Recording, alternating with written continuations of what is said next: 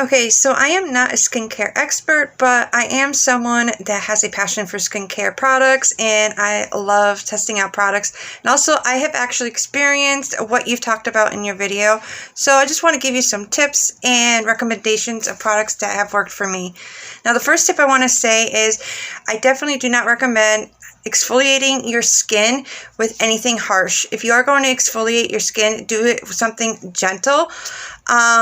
I personally do not exfoliate my skin when it's red and really dry because I just feel that it irritates my skin even more. What I try to do is focus on hydrating my skin and healing my skin.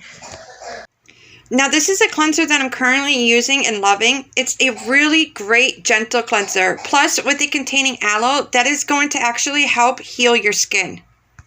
This is the perfect serum for your skincare concerns. It's designed to reduce redness while also helping to support your skin barrier. You'll definitely want to focus this in those targeted areas. Now, this is designed to give you a boost in your skincare routine. You just add a couple drops to your moisturizer before applying it, and then this will too also help balance your skin's natural barrier. Think of your barrier as a wall that holds hydration in. If there is damage to your wall, that means too much hydration is being leaked out, which is what is causing the redness and dryness. Now, for a moisturizer, I would recommend a hydrating moisturizer. My favorite for summertime is Belif's Aqua Bomb.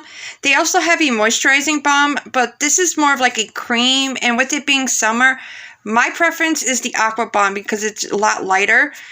Now, Belif products are also sold at Sephora and Ulta if you are interested. I hope this helps. Bye!